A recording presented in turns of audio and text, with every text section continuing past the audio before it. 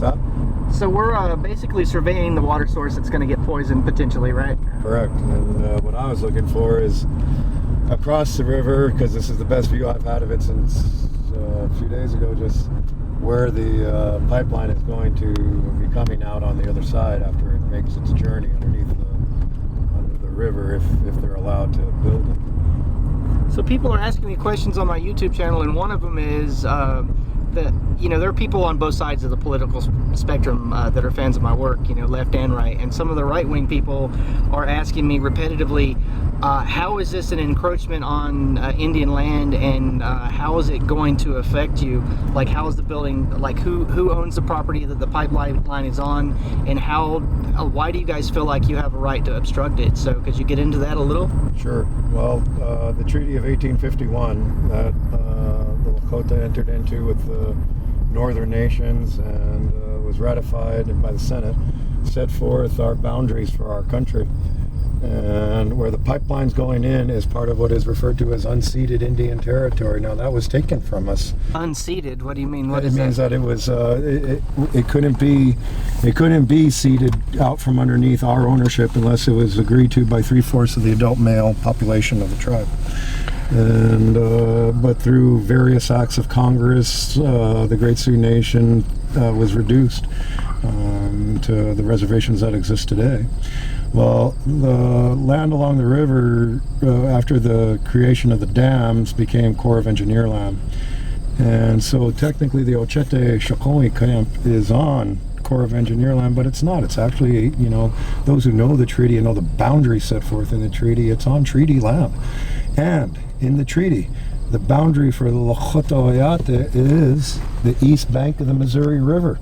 And it says it right there in the treaty, meaning the entire river belongs to our people.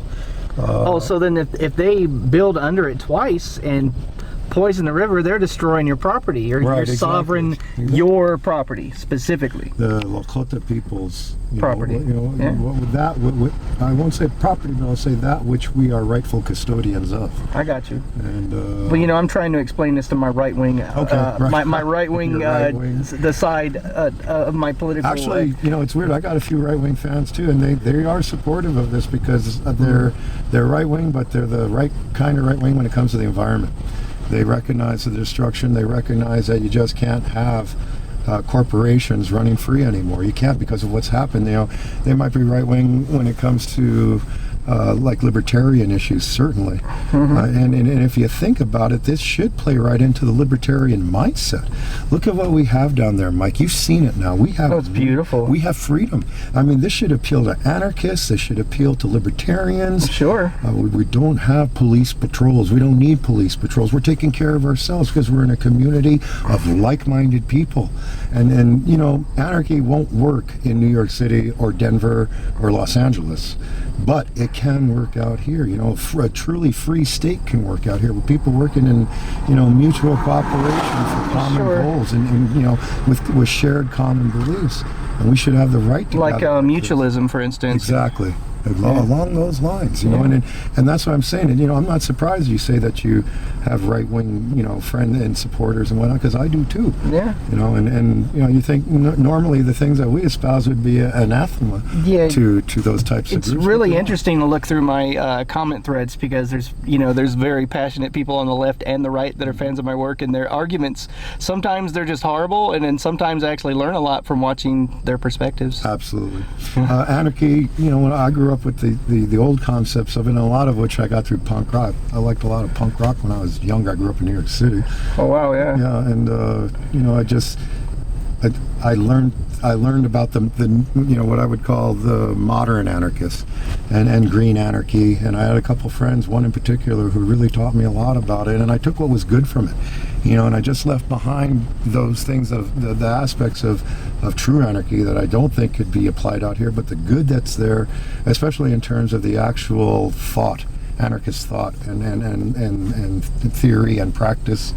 There are good elements in there that you can see being applied down there right now in the camp, in all the camps. Yeah, like I see the mutual aid going on. I mean, the various nations that have all come together, and what people aren't seeing by when they look at the mainstream media is that there's a lot of white people that live off the res that are bringing in donations quite a bit. Absolutely. We've got allies from across the world. Yeah, sure. And what we're seeing is that the issues involved here are greater than just the Lakota versus these corporations in the United States. This is an issue for everybody. There are 18 million people who get drinking water out of this river. Well, I'll tell you, Mike, there's out of that 18 million, maybe 100,000 are indigenous. Right. So yeah, this is these soulless corporations being given the quote unquote go ahead by government to make these massive building projects without environmental impact statements, and that, I mean, I got to call bullshit on that one. Absolutely. And that is the essence of this case here, and that's why the judge delaying a ruling for 2 weeks makes no sense to me, because this is prima facie. Prima facie, yeah, prima facie evidence that that say potato, I say potato. Yeah, who cares about pronunciation unless you're a linguist. Well, I thought you were being a Nazi. Grammar Nazi? No, I'm just joking. I'm joking. What you referred to earlier. Right, I know. Yeah, no, it's a grammar Nazi. Yeah. I've been accused of that. Oh yeah. I'm proud of it. Yeah, right on. Cool. Speak correctly. But yeah, I mean, the evidence is on its face, to digress, that you guys are in the right. I mean, they should be doing an environmental impact statement. Environmental law. I mean, it's federal law that the tribes had to be consulted on. Mm-hmm. An environmental impact study had to be done. You're talking about sacred sites. John Eagle, the cultural preservation officer for the Standing Rock Sioux tribe, talked quite eloquently about what's out there and what is being threatened by this pipeline. And if that doesn't satisfy anyone on the right, left, or in between, I don't know what to tell them.